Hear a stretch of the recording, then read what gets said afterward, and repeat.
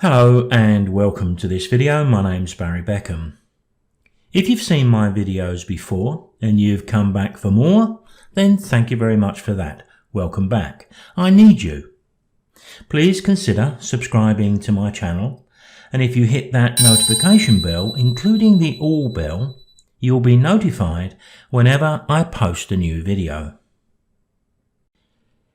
It's a nice thought, isn't it, to have a photographic idea pop up in our head, to go out and find the subject we had in mind, shoot it just as we visualized it, then come home and apply minimal editing to create our masterpiece.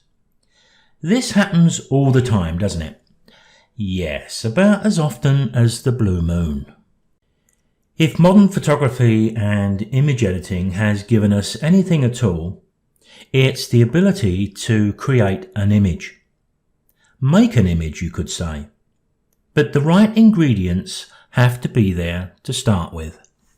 We also know that we don't always need our image to be bitingly sharp with dramatic colour and contrast.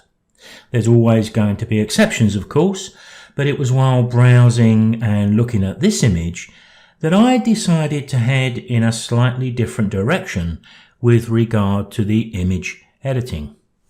Here I have the original image opened up into Adobe Camera Raw. The interest with this image is shown here. The rest rather just gets in the way, but using a small part of this image isn't likely to work that well. But of course I'm not applying the techniques I'm about to apply on a picture of a bird shot a long way away, then cropped in for a frame filling shot. That rarely works at all, but the qualities we need with the bird image is not what we need here.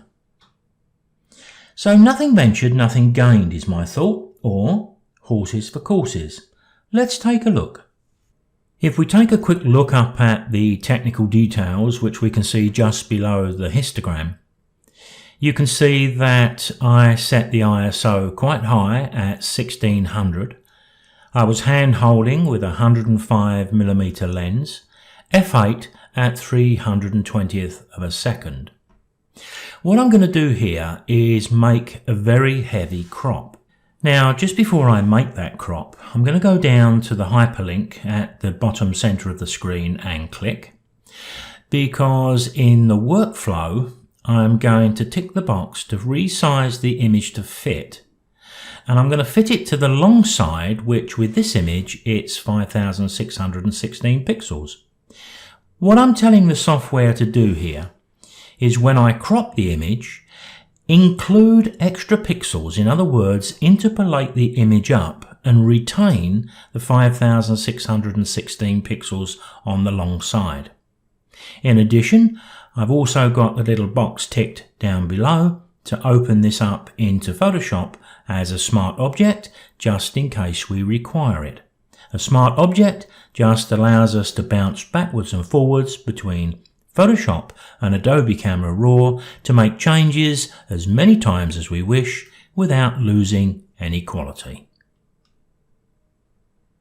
So selecting my crop tool from the top right, I'm going to drag in the shape here. I'm not too worried about retaining the 3:2 aspect ratio. What I'm more concerned with is just picking the part of this image that's going to be the strongest. Now you can see that that's forming a fairly nice composition. Let's get a bit more from the top. We're losing a little bit from the left and we're losing a little bit from the right a bit. This is a little bit dark and it's going to look a little bit odd against all the white areas, but I'm sure we can do something about that. We've got quite a nice curve to the petals down below, so maybe we should include those. So you can see I'm fiddling around here and I'm thinking as I go which part of the image I want. Second thoughts, I think I'm going to have to cut them off because I think that's the sort of shape that's appealing to me. There's no rights or wrongs here. I'm going to touch the Enter key and I'm going to hit Ctrl-0 to fit the image on screen. There's the image I'm going to begin with. One of the places I often start a manipulation is with the Auto Edit up at the top right. If we click that while looking at the image, just a subtle change here, sometimes that change is a bit more marked than we've just seen. We can then choose whether we want to move on from this point or we want to click it again and reset it and do everything manually. I'm quite happy with what it does to the picture, so I'm going to begin from there. When I open up my basic tab though, what I would like to do is to try to lose some of the colour in the depths of the petals on the right hand side here, and perhaps some of the yellow on the left here. To do that, I'm going to go down and take off some of the vibrance that the Auto Edit has put in. I can afford to take this down quite low, because later on in Photoshop I'm going to bring back a stronger pink just in the dedicated areas I want it, in the strongest part of the image. Now, looking up at my histogram, I can see I've got a bit of a gap on the right hand side which controls the lighter pixels, and because I'm going for that sort of effect, perhaps what I could consider here is actually backing off the highlights a little bit. Just bringing that a little bit to the right, and even the whites a little bit. Not too much. You can always hold the Alt key and that'll tell you when you're going too far. But I want mine to be quite light and airy, and I think that's looking quite good without burning out any pixels at all. Now, one of the main things I consider doing with this image is to remove clarity. Now, generally, we think about pushing the clarity to the right to add a bit more mid-tone contrast, but here I'm going to move it the other way. You can see exactly what it does. It makes the image extremely soft, but that's the effect I'm looking for. That's looking pretty good. And I'm not bothered about the paleness of the colour. As I said a few moments ago, we can fix that and do this in a creative way in Photoshop a little bit later. Now, moving on to my picture, I'm going to right click, zoom to 200%. I'm not too worried about the effect I'm getting on the dark area here. We're going to cover that up a little bit later with a vignette. All I'm looking to do here is to deal with the noise or the artifacts here. To do that, I can go to my Detail tab, and I think with this particular image I found probably the best setting is anything from 40 to 60. Remember, all of the settings I'm applying here are going to be personal. We're all going to choose something different. If I push this up to something just over 50, you can see how that's beautifully smoothed out the image, and I'm getting really close now to the sort of effect I was hoping to achieve. Right click and we'll fit the image back in view. Now, because I've moved my image towards this light, soft look, any little distractions like we can see in the petals here, here, here, and one or two other places, they really need to be dealt with next. To do that, I'm going to move across to the top right and pick up my healing brush. The size of the brush you can see on screen at the moment, but I can change the size of that using the square bracket keys to the right of the letter P. The feather, I'll leave that set somewhere around 50, it's not crucial, and the opacity I'll leave set at the maximum. I don't need to use visualize spots because I can see the areas I need to work on. So all I'm going to do here is to just move over the offending areas. I'll drop my brush down so that it matches nicely the spot and click. What I often do here is touch the V key. That hides the bounding box.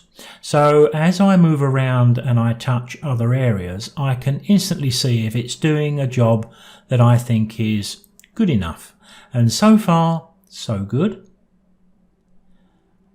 And we can click again. Once we make these little rings, we can click on the edge of the ring and drag them out bigger if we need to. But generally, I think the bracket keys to make the brush a little bigger works pretty well for me. We need to be a bit careful here. Careful in as much as making sure we get all of the little blemishes dealt with. And there are quite a few once we start to look around. A little one in there. That's not too good, so I'll hit Ctrl Z. And maybe I will come back and look at that a little bit later on in Photoshop. There's one there, little tiny one on the petal there. You can see the sort of thing I'm doing. There's something over here too. I'm going to draw over that just to try to remove that. And we've got a couple of places here. They're little splits in the petal, but they're going to look a little bit odd, so I'll just paint over those and let Photoshop do its job. So it's looking pretty good. Maybe the only one is the one on the right hand side. So how many of these you do, again, personal choice, but given the nature of what we're doing, I think we need to be a little bit fussy with this job. I'm going to hit Ctrl 1 and that'll take me back to the basic tab. Now what I think I'll do at this point is to open this up into Photoshop. I'm going to be opening this as a smart object, so I'll click to allow that to happen. As soon as it appears in Photoshop, you can see it's a smart object by the little symbol at the bottom there. Now what I'd like to do next is to bring more colour through in a strategic area. So the first thing is to go just to the right of the thumbnail, right click and choose New Smart Object via Copy.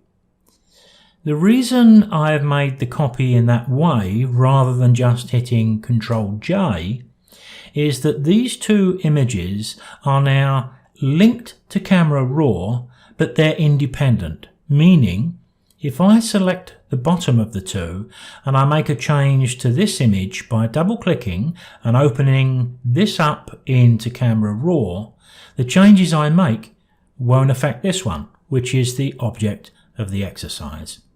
Double click and we're back in. So now I've got to concentrate on just the colour that I want to come through in that strategic location. Now to achieve what I'm looking for here, I think it's going to be enough just to double click on that little icon there and the vibrance will jump back to its original spot. Of course we do have the opportunity to increase that a little bit if we want to, but to be honest I think that setting is going to be okay. So I'm going to click OK to open this back up into Photoshop. So once we do this, we don't see the effect of the colour because it's sitting below the layer above. If I just temporarily turn this off, now we can see the strong colour. What we need to do is to select the upper of the two layers, and down the bottom of the layers we need to apply a layer mask. We need to select black as our foreground colour. Black is currently the background colour. You can see that at the bottom of the toolbox on the far left. But to save us having to go all the way over there and select it, we can touch the X key. The X key toggles the foreground and background colours, as you can see. So I can bring the black to the foreground without having to go and select it. I can do the same thing with the brush because what I need next is a soft edge brush. Now I use a soft edge brush 99.9% of the time. So if I touch the B key, my brush is already selected. There you can see the size of the brush. Again, we can change the size of the brush using the bracket keys to the right of the letter P. But I do need to look up at the options at the top of the screen. My opacity is set to 100%. I want to set my flow down quite low. Always best to start low and build up. So you can see the little icon checked just beside the 20% flow. With that checked, I can change the flow rate with the numbers on the keyboard. So if I hit 0.5, I've dialed in 5% flow. Very low, very easy to control. 5% is probably a bit too low, but we'll see. Looking over at the right hand side in the layers, we can see that we still have the mask selected. We have black as our foreground colour, we have our soft edge brush. So now I can adjust the brush and I can paint over the areas where I want stronger colour to come through. And I want to have that nice curve and this curve. Sorry, I just hit the right mouse button there by error as I was doing this work. I'll bring the centre up nice and strong. I think I will push that flow up to 10% by touching the number 1 key. There you can see it's now working just a little stronger. And I think I like this petal here, so we'll introduce a little more colour there. Now where you put the colour again is going to be personal, but you can see the sort of thing that I had in mind. Just bring in the strong colour through in a really strategic location. I think sometimes when we're doing this sort of work we do need a little time out. Just sit back and look at the picture and make sure we're happy with the direction we're going. I've got a little bit of a corner cut off, top left, centre left, and of course we've got the big area of green on the right. I think we'll deal with those in the next step. Now there's lots of different ways to apply a vignette. And I think most of the time we would reach for a selection tool, and there's nothing wrong with that. But I'm going to come at this in a slightly different way because of the nature of the image. I'm going to go to the bottom of my layers palette on the right hand side and click to create a new layer, a new blank layer, right at the top of the layered stack. I'm going to create my vignette on here. But rather than do it in white, I'm going to sample a colour from the petal that's close to white. To do that, I'm going to go over to the toolbox, select the eyedropper tool, and the sort of colour I want is something like that up at the top, or maybe even one over here. Not entirely vital, but what we've got now is a colour that's in harmony with the image. And what I'm going to do is to flood that new blank layer with that colour. Keyboard shortcut keys are great for this. If we hit the Alt backspace, we can flood the entire layer with the foreground colour. If we hit Control backspace, we flood our background layer. But this is fine. While I've got that layer selected, I'm going to go back down to the bottom of the layers and apply a layer mask. Because what I'm going to do now is exactly the same as what I did with the colour being brought through from this layer. I'm going to paint black on the mask in a careful way, just revealing the part of the flower that I want to view. So I've got black as my foreground colour. I'll pick up my brush once again. I'm going to make a nice big brush. I've got a 10% flow set.